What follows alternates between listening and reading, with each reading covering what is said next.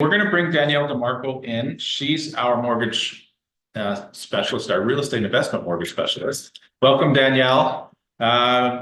We always bring her in to speak to current events in the mortgage market, whether it's interest rates, whether it's government policy, whether it's new products coming out from the lenders. Danielle always has an insightful presentation for us. So why don't you take it away, Danielle?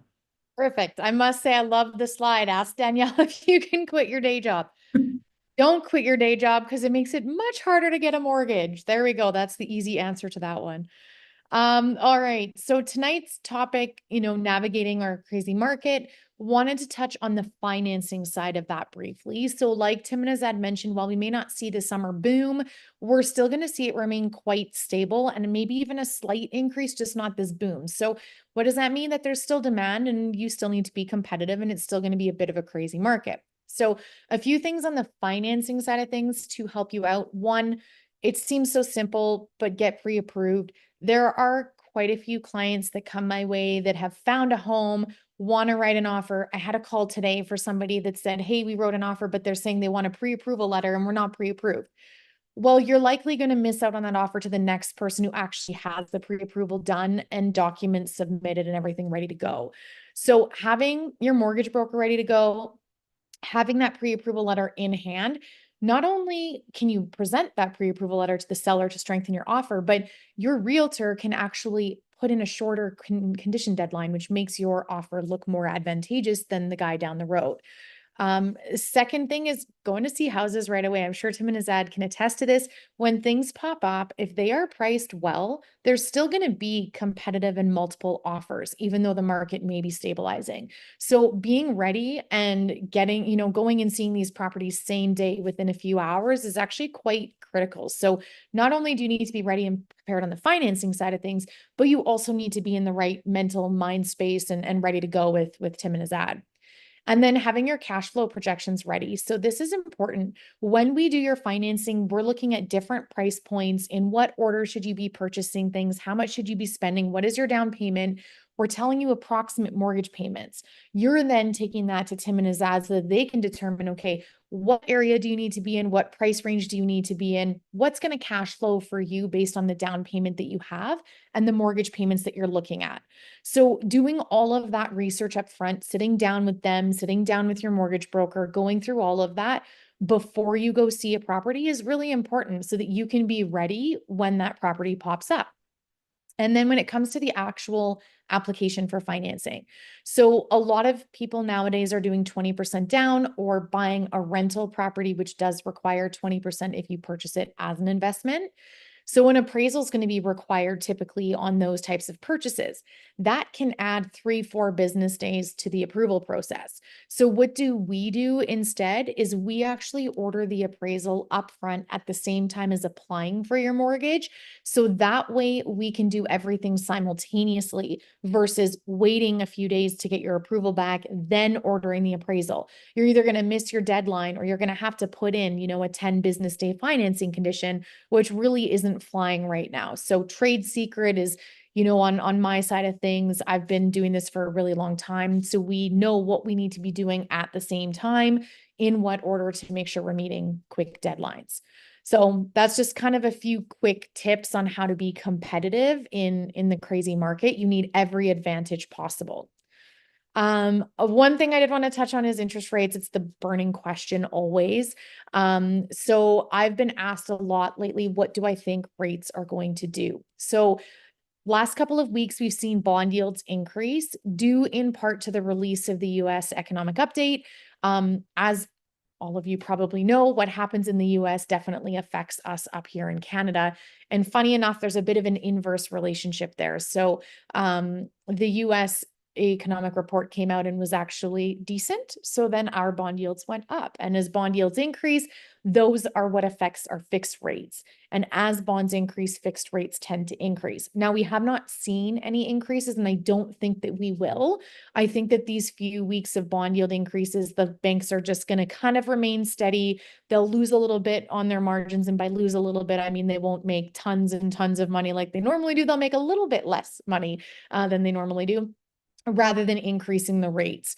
So I think we're going to see fixed rates remain pretty stable. The common consensus is we are going to see them go down, but we're not going to see them drop. And we're not going to see them get back to the, 1.69%, 2.69%. I had a client the other day come up for renewal. So that's not realistic expectations, but we're hoping to see fixed rates come down slightly. It'll be a slow burn though. It's not going to be a drastic drop. And then variable. Everybody is asking about variable right now, and rightly so. The variable rate is not determined by the bond yields directly. So when we see those bond yields increase and we see fixed rates or even decrease and we see fixed rates go up and down, that actually has nothing to do with the variable rate. The variable rate is determined by the Bank of Canada overnight lending rate. So whatever that rate gets set at and is announced at, that's going to affect anybody in a variable rate mortgage or home equity lines of credit, unsecured lines of credit, things like that. So as the Bank of Canada releases their rates, they dropped a quarter point recently, as we all know, which was really nice. Not a great relief on payments, but a start. As far as the next rate announcement goes, again, I think it's going to be a slow burn. We're not actually expecting a drop per se on the next one. We might hold steady, and they're thinking October, November for the next drop. Not a guarantee. I hope it's the opposite. I hope we do see another quarter point drop, but as a result of where we're at as far as inflation goes, employment rates, and again, that US economic report, we are likely to remain pretty stable. So one thing I want to stress, and I've been stressing for, oh gosh, a few years now, is you can't change the price of your property. What you pay is what you pay. We continue to see these increases. Tim and Azad were talking about Vancouver and Toronto. While we don't expect to get there, we do sure expect to remain stable or increase. We're not anticipating any drops in value anytime soon. So you can't change the price you're paying. You can always refinance or redo your rate down the road.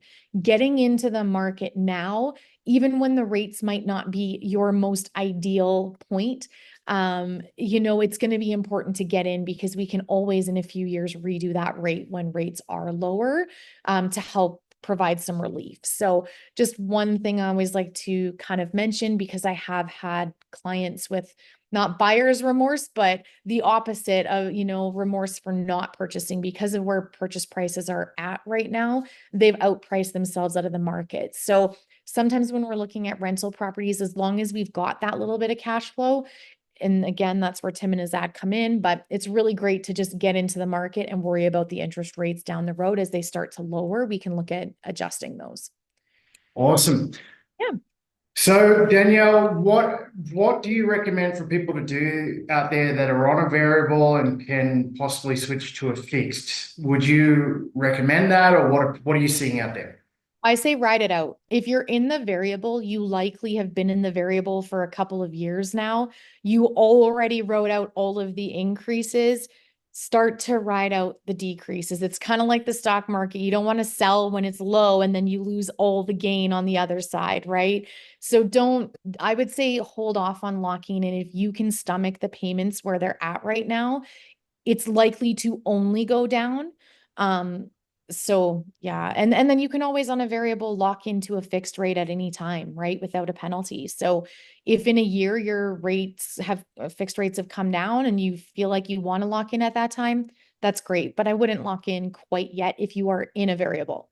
If you're not in a variable, the fixed rates are significantly lower than the variable rates.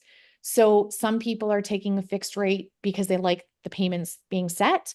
Some are taking a shorter term because they think rates are going to be lower in 3 years versus 5 years, which, I mean, I'd like to know who knows that, but we don't know what's going to happen in 3 years versus 5 years, right? But the other reason too is because the rates are so much lower on fixed, you can actually qualify for a higher purchase price. So some people are taking fixed just because it actually allows them to qualify for what they need in order to purchase. So everybody's different, lots of reasons to take fixed or variable. That's where the in-depth conversation comes in to determine what is best for you specifically. Awesome. Thanks, Danielle. So if anybody needs to contact Danielle, even just to get advice about their current mortgage, whether they should refinance or not, her contact info is on the screen here. Just take it down real quick. And she'd be more than happy to help. if you're expecting a refinance coming up, I know people who are gonna have to refinance into a higher rate might be a little worried. Give Danielle a call and she can lay out the options for you and to make sure that that pain is not as painful as you think it's gonna be.